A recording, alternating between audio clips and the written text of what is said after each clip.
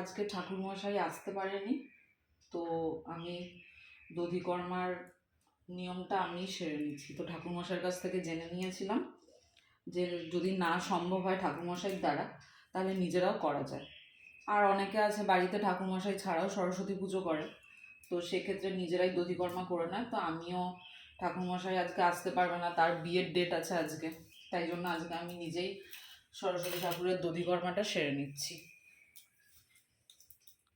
কাজ আছে, দধিকর্মা পর্ব সেরে একটু যাবো আজকে ষষ্ঠী পুজো করতে।